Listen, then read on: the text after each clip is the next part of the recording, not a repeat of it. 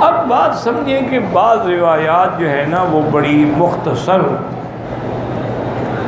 ان میں اختصار، اس لیے بہت سارے لوگ جو ہیں ان کو سمجھنے میں دھوکہ لگ جاتا ہے، اور جو دشمن ہیں منکرین حدیث ہیں ان کو اعتراض کا موقع لگ جاتا ہے، دیکھو جی اس روایت میں یہ اور اس روایت میں یہ اور اس روایت میں یہ۔ ایک بات یاد رکھیں، حالانکہ محدثین کی امانت اور دیانت ہے کہ جیسے جیسے ان کو کسی نے کہا ان نے نقل فرما دی۔ اب یہ کام ہے اہل علم کا کہ وہ ساری حدیثوں کو سامنے رکھنے کے بعد ان کا جو اصل خلاصہ ہے وہ سمجھیں۔ اب جیسے دیکھیں نا اس روایت میں آ گیا کہ وحی آنے سے پہلے، وحی آنے سے پہلے نبوت کے بعد کا معراج ہے، نبوت سے پہلے کا تھوڑا ہے۔ آپ پر وحی تو پہلے آ چکی تھی، یہ تو ہجرت سے 2 سال پہلے ہے معراج۔ اسی طرح سے ایک بات کا یہ بھی یاد رکھیں کہ مثلاً سونے کا استعمال جو ہے وہ تو حرام ہے، تو اللہ کے نبی کے لیے سونے کا تست کیسے آیا، کتنا بڑا تھال سونے کا؟ تو یاد رکھیں یہ تو جنت کا تھا، دنیا کا تو نہیں تھا۔ دنیا کی نعمت استعمال کرنا حرام ہے، لیکن جنت کی نعمت کے استعمال میں تو کوئی شک نہیں ہو سکتا۔ تیسری بات اس سے یہ بھی ہمیں ثابت ہوئی کہ انہوں نے میرے آقا سرکار دو جہاں کے دل مبارک کو زمزم کے پانی سے دھویا۔ اس سے محدثین نے استدلال کیا ہے کہ زمزم کا پانی جنت کے حوض کوثر سے بھی افضل ہے، کیونکہ اگر جنت کا پانی افضل ہوتا تو جبریل تھک تو نہ جاتے، ہر چیز لے آئے تھے، جنت سے پانی نہیں لا سکتے تھے، اس لیے نہیں لائے۔ ان کو پتہ تھا کہ زمزم جو ہے یہ افضل ہے، اور افضل نبی کا افضل دل افضل پانی سے دھویا جائے گا، صلی اللہ علیہ وعلی آلہ وسلم تسلیما کثیرا کثیرا۔ اور ایک بات یہ بھی یاد رکھیں کہ علماء نے، اللہ ان کی قبروں پہ کروڑوں رحمتیں فرمائے، کہ انہوں نے بڑے عجیب اصل بات یہ ہے جی کہ یہ جب اللہ راضی ہوتا ہے نا پھر قرآن حدیث سمجھ آتے ہیں۔ اس کے لیے 2 چیزوں کی ضرورت ہے، ایک تو آدمی گناہوں سے بچے، اگر وہ گناہوں میں مبتلا ہے پھر قرآن حدیث سمجھ نہیں آئے گا، اور دوسری بات یہ ہے سمجھنے کے لیے کہ وہ جتنا عمل کرے گا، جتنا فکر کرے گا، جتنا ذکر کرے گا، اتنا اس کے سینے کو اللہ کھولتے چلے جائے گا۔ میں نے خود اپنے والد صاحب کو دیکھا، 90 سال ماشاءاللہ عمر ہو گئی تھی، تو قرآن نظر بھی کمزور، قرآن شریف لے کے رات کو ترجمہ دیکھ رہے ہوتے، تو مجھے کوئی تکلیف بھی ہوتی، اور کچھ میں چونکہ ان کا ایک ہی بیٹا تھا اور کوئی اولاد نہیں تھی، تو میری وہ ہر بات سہ بھی جاتے تھے۔ میں نے کہا حضرت کیوں آپ اتنا تکلیف کرتے ہیں؟ 80 سال تو آپ نے قرآن و حدیث پڑھایا ہے، اور دنیا کی کون سی تفسیر ہے جو آپ نے نہیں پڑھائی؟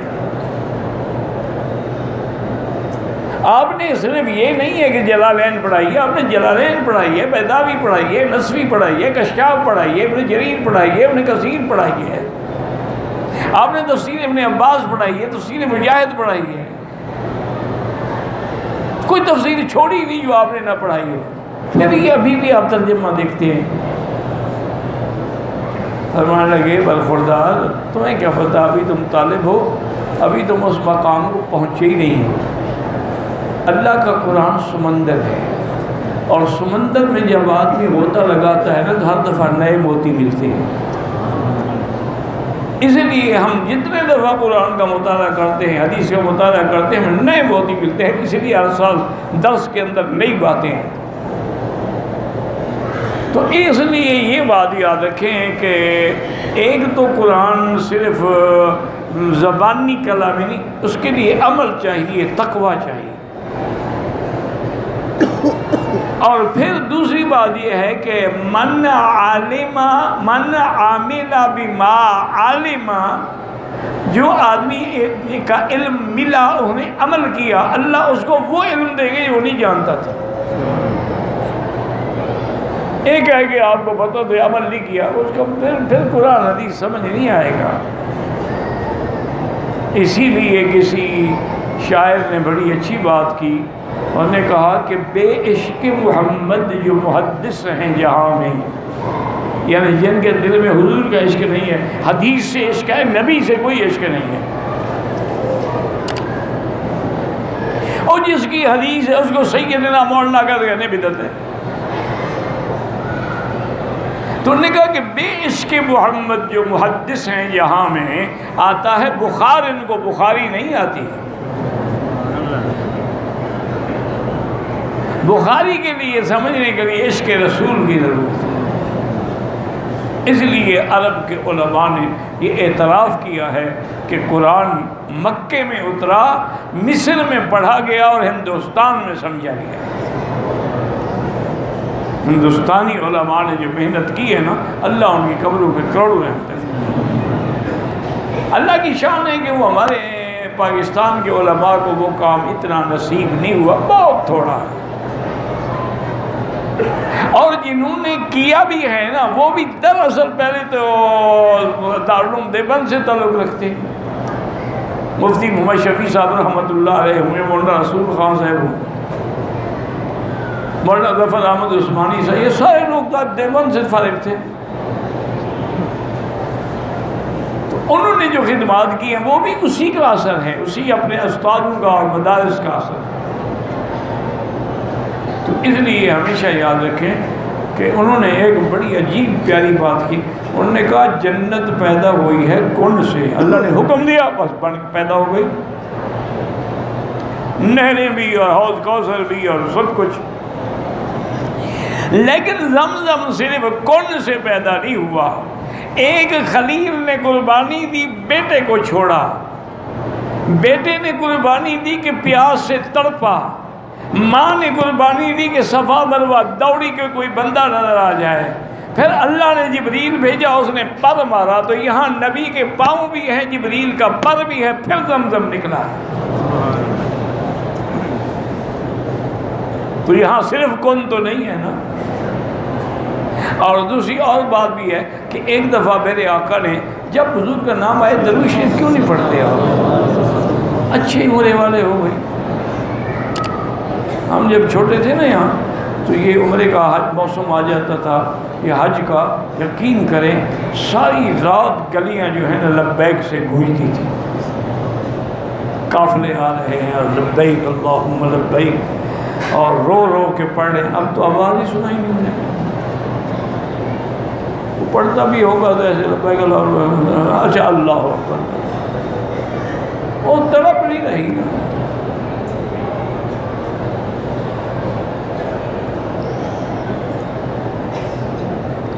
تو اس لیے آپ نے دیکھا کہ اللہ تبارک و تعالیٰ نے جن کو یہ مقام بخشا تھا نا، انہوں نے کتنی بڑی بات نکالی۔ سب سے بڑی بات یہ ہے کہ حضور تشریف لائے کنویں پہ، اس وقت کنواں تھا نا کھلا، ہم نے بھی دیکھا ہے، ڈول سے پانی بھی پیا الحمدللہ۔ وہ جو ڈول نکالنے والے تھے نا، ہم تو لڑکے تھے نا، پڑھتے تھے سب، وہ کبھی کبھی شرارت سے پورا ڈول ہمارے اوپر ڈال دیتے تھے، ہم بڑے خوش ہوتے کہ چلو جی زمزم سے غسل بھی ہو گیا۔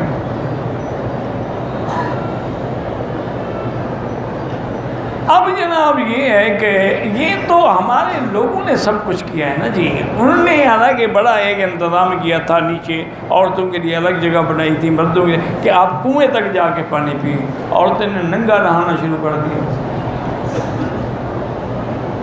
یہ تو ہمارا حال ہے، حکومت مجبور ہوگی انہیں بند کر، انہوں نے کہا بس ان کو بھر کے پانی دے دو، یہ اس قابل نہیں ہے کہ کنویں پہ آئیں، اسی لیے انہوں نے پائپ لگا دیے، سسٹم بنا دیا، ہر جگہ پانی رکھ دیا، لیکن وہ بات کہاں جو زمزم کے کنویں پہ کھڑے ہو کے پینے کا مزہ تھا، وہ تو بات ہی الگ تھی نا جی۔ اب اس میں تو چلو برف بھی مل گئی اور چیزیں بھی مل گئی، وہ بات تو نہیں رہی نا۔ زمزم تو ہے لیکن اس کو ٹھنڈا تو کیا جاتا ہے، وہ تو عین تازہ اس لیے جب حضور کنویں پہ آئے نا تو حضرت عباس آپ کے چاچا نے عرض کیا، انہوں نے کہا حضور ہم نے آپ کے لیے زمزم سراہی میں، پہلے مدینے پاک سے سراہی آتی تھی، خدا کی شان ہے مدینے کی مٹی بھی ٹھنڈی تھی، اس سراہی میں جو پانی ٹھنڈا ہوتا تھا وہ دنیا کی کسی سراہی میں نہیں ہوتا۔